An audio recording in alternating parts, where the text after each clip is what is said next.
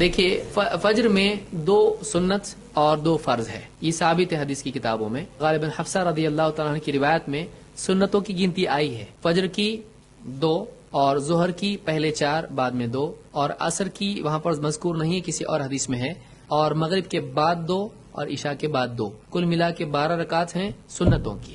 تو اس کے بارے میں فضیلت یہ کہ جو 12 رکعت پڑھتا ہے اس کو اللہ تعالیٰ جنت میں گھر عطا فرمائے گا، یہ سنتیں ہیں۔ پھر فرض نمازیں پوری امت کا اجماع ہے، اور حدیثوں میں بھی یہ عدد آیا ہے کہ اللہ کے نبی صلی اللہ علیہ وسلم فجر میں 2 پڑھتے تھے، اسی لیے آپ نے فرمایا آج صبح کی نماز تو 2 ہی رکعت ہے، تو معلوم ہوا کہ اس سے 2 رکعتیں ہیں۔ ظہر میں 4 رکعتیں آپ پڑھتے تھے، عصر میں 4، مغرب میں 3، اور اسی طرح سے عشاء میں آپ 4 پڑھتے تھے۔ جابر رضی اللہ تعالیٰ کی روایت ہے کہ ہم ظہر اور عصر میں پہلی 2 رکعتوں میں سورہ فاتحہ اور سورہ پڑھتے تھے امام کے پیچھے، بعد کی 2 رکعتوں میں صرف سورہ فاتحہ۔ معلوم ظہر عصر کتنی ہے؟ 4 رکعت ہے۔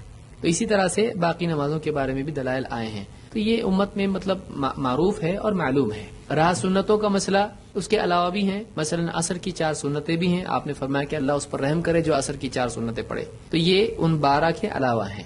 اسی طرح سے مغرب سے پہلے بھی صحابہ 2 رکعت پڑھا کرتے تھے، یہ مستحب ہے، فوراً اذان کے بعد فوراً پڑھتے تھے، یہ لازم نہیں ہے اور اتنی موقت بھی نہیں ہے، لیکن کوئی پڑھ لے تو کوئی منع بھی نہیں ہے۔ اسی طرح سے ظہر کے بعد میں آپ نے فرمایا کہ ظہر کے پہلے 4 اور ظہر کے بعد 4، یہ بھی تذکرہ حدیث میں آیا ہے، تو 2 سنت ہے اور 2 اس کے علاوہ ہے جس کو مستحب کہا جا سکتا ہے، حدیث میں اس کا تذکرہ آیا ہے، ظہر کے بعد 4۔